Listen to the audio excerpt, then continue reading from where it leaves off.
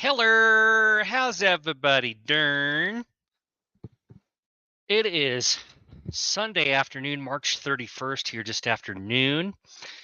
Let me know where you guys are tuning in from. We're going to talk weather this afternoon as our next storm moves in. I'm going to outline the deets. I'll give it just a couple of minutes. I know that the book face tends to delay notifications for live videos, so Wheat Ridge is in the house. Rebecca is in Parker. Hello. Commerce City. Dina is in Wiggins. Adam. Kimball, Nebraska. Lakewood in the in the Hezzy. Great to see you. Suzette in Colorado Springs. Jackie in Iowa. Nice. Chris in Casterly, or let's see, no, that's Horsetooth Rock, not Casterly Rock. Alondra and Bennett, Sharon and Westcliff, Kim and Avon, Stacy in North Glen, Anthony in Inglewood, Kelly in Holyoke, Matt in Littleton, Huller, Kate in Superior, Brush is in the house, Arvada, Littleton, Park Hill, Fountain, Frederick, Burlington, Aurora, love it. Kearney, Nebraska, Westminster, Nick Bright, Huller in Lakewood, Melanie in Highlands Ranch, Jeff in Falcon, Cheyenne, Fort Collins, Northwest Kansas, yes. Boulder, Windsor, Ken Carroll, Golden, Huller, Patricia in Reunion. Great, guys. I hope you're having an awesome Sunday. We're going to talk weather. Every like, comment, and share helps the weather guy. So any like, comment, and share is greatly appreciated if you so desire. Claudia in Longmont, Sue in Bailey, Mary in Colorado Springs, Lucy in Taos, New Mexico. I love it. We have multiple states representing. Awesome. Vicky in Casterly Rock. All right. I know I say I don't want to take up a lot of your guys' time every time I do a video, and then I end up taking a lot of your guys' time. But I do have a lot to talk about, so bear with me. I'm going to try not to take more than 15 to 20 minutes. We'll see how this goes. I am going to record this. It is being recorded, and it will be posted on the book face after we're done, where closed captions will also be available because they're being generated as I speak. And then they'll be available once the video is posted. So I'm going to share my screen, and let's talk about a few bullet points here over the next few minutes. We're going to see mountain snowfall, which is currently in the process of happening, especially along and west of the Continental Divide. For those of you that are not experiencing gusty, blowy winds, you will be experiencing them shortly. And we'll talk about potential gusts here over the next, say, 4 to 8 hours. High fire danger. Obviously, a lot of you just saw my post about not doing anything related to fire. We're going to be talking about rain showers and thunderstorms, some thunder boomies. We're going to be talking about dropping temperatures later on this evening and going into the day on Monday. Rain changing to snowfall for some of you. The forecast model trends over the last 12 to 18 hours have shifted that to the south for areas in southern Colorado. I'll talk about that. We'll talk about how the snowfall will linger through Monday, and then we will also talk about potential accumulations. Alicia, happy Easter to you as well. Great to see you. Thanks for hopping on. A great sponsor and supporter of my page. Foco in the house. Still waiting for Santa to fill that stocking. I don't know what's in it. I'm just kidding. I know what's in it. There's nothing. It's probably some coal. All right. I've got some slides, so let's go forward. And first, let's talk about the blowy wind. Around 4 o'clock this afternoon. Okay, first of all, for those of you that are not seeing wind now, congratulations. That probably will not last much longer. Here's some of the peak gusts we're going to see. Pretty widespread in the mountains, up to 35 miles per hour. Obviously, the San Juan or the Sangre de Cristos, the wets, going down under the Raton Mesas where it's going to be the worst. San Luis Valley, We could see some gusts upwards of 55 miles per hour down there. And in the higher elevations of the wets and the Sangre de Cristos, it could eclipse 70 miles per hour over the next 4 to 8 hours. I-25 corridor along and south of the Palmer Divide, gusts of up to 55 miles per hour. This will include the eastern plains.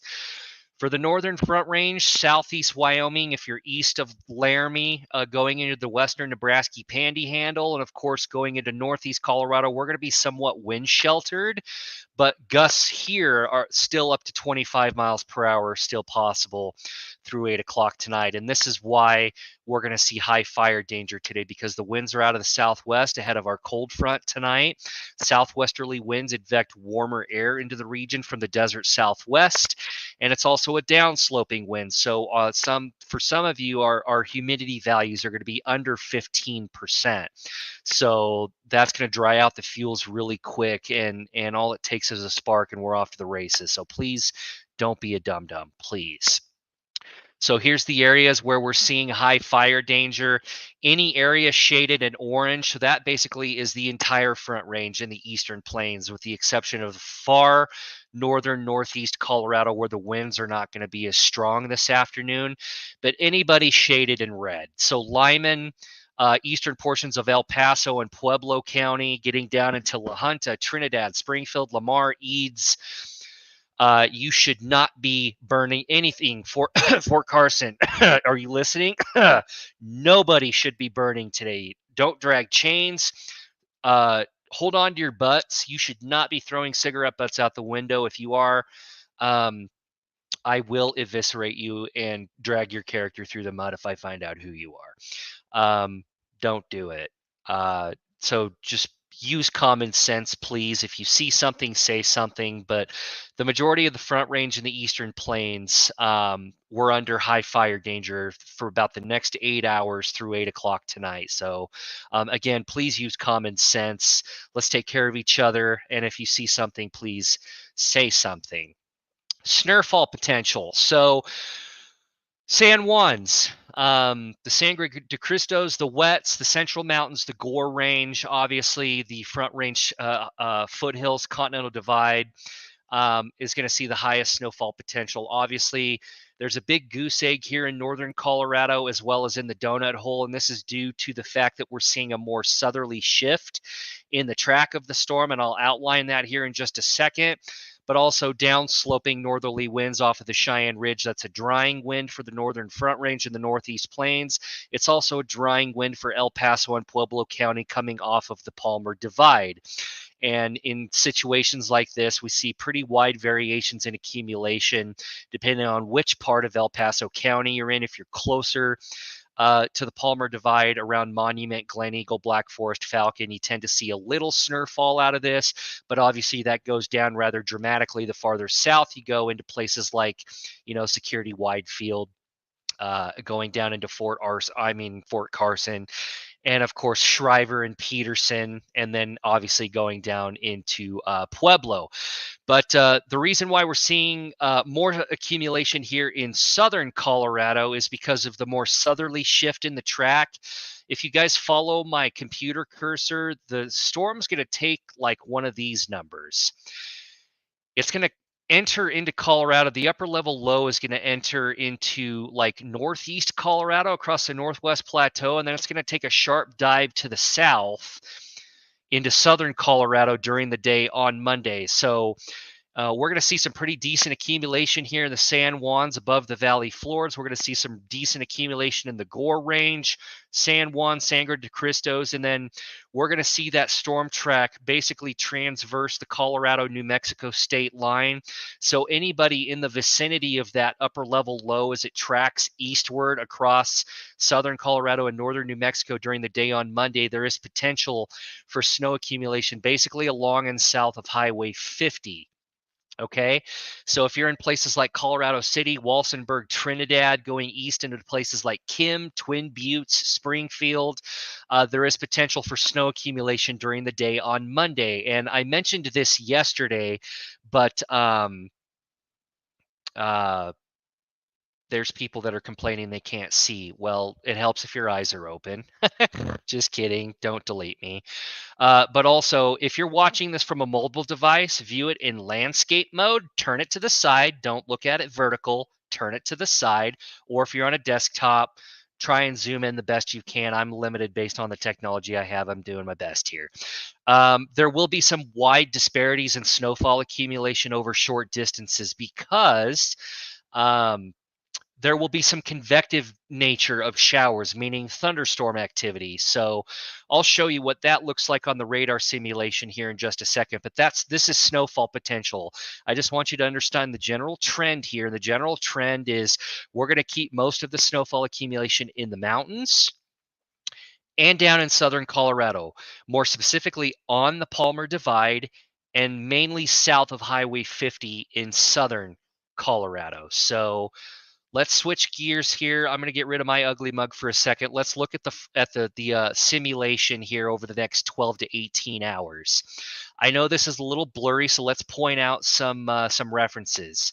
This is Denver, Colorado Springs, Pueblo, Trinidad, La Junta, Lamar, Springfield, Burlington, and Goodland, Sydney, Nebraska, Cheyenne, Laramie, Steamboat Springs, Leadville, Grand Junction, Durango, Alamosa, Clayton, New Mexico. Okay?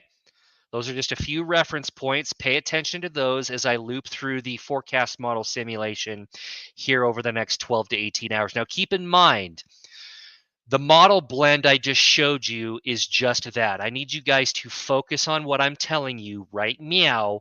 Listen to me carefully. The snowfall potential I just showed you is a model blended average.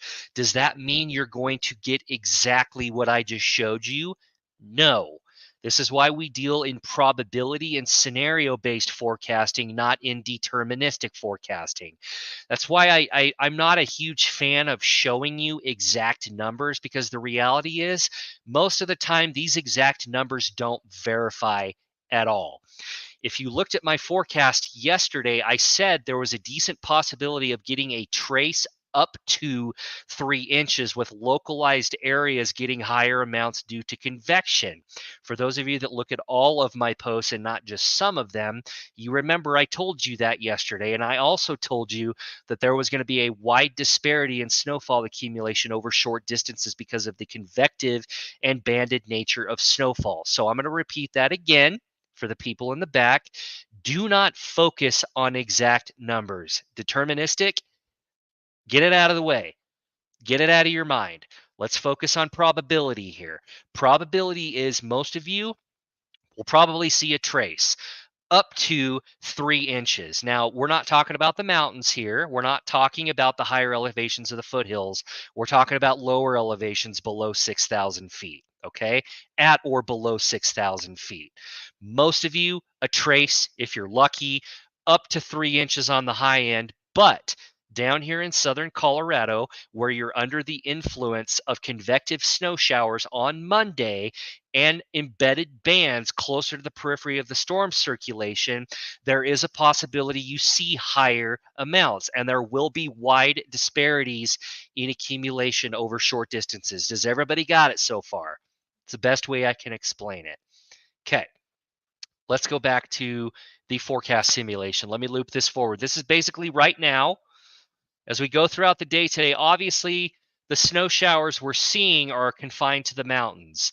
There's a few isolated showers with an ejecting shortwave here in southeast Wyoming and the Nebraska Panhandle.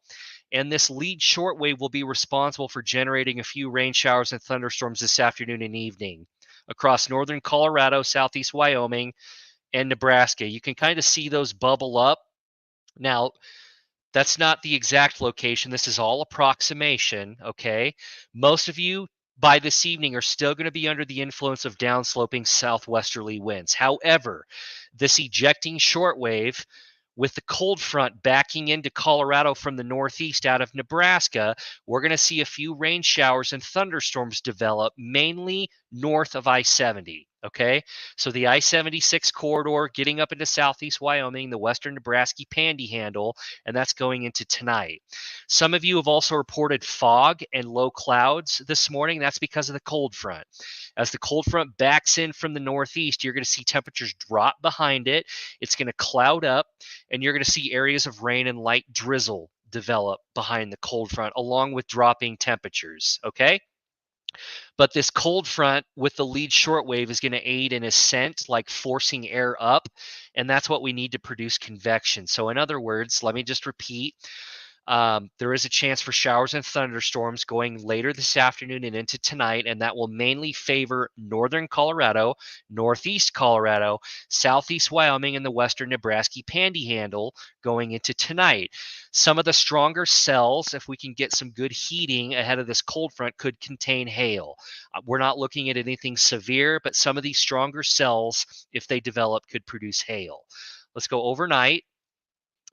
Could see some additional showers and thunderstorms develop in northern Colorado and northeast Colorado overnight as the cold front sweeps through and dams up against the foothills.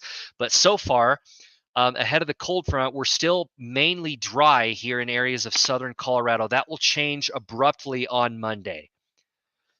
As the upper level low swings into southwest Colorado and starts moving along the state line with New Mexico and Colorado, during the day on Monday, you're going to see rain and snow kind of erupt during the day. That's around noon or so on Monday.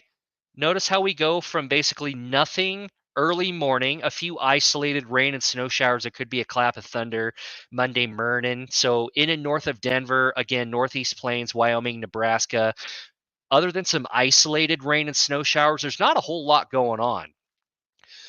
With the exception of maybe some snow showers, some alpine snow showers, and of course some snow here in New Mexico and into the San Juans, the Sangre de Cristos, and the wets as the low moves across the state line. But as the cold front backs in, we get the winds responding out of the east, and then the low gets closer. We destabilize the atmosphere, and kablamo. We go from nothing to spicy in the span of about 4 to 6 hours. So this is going into Monday afternoon. Notice the winds here in northern Colorado are downsloping the northern front range. Sorry, Larimer and Weld County. But there will be some areas of rain mixing with or changing over to wet snow across the far northeast plains. But where things get spicy is going to be in the foothills, on the Palmer Divide, and a lot of thunderstorm activity mixing and changing over to wet snowfall here south of Highway 50 going on to the Raton Mesa.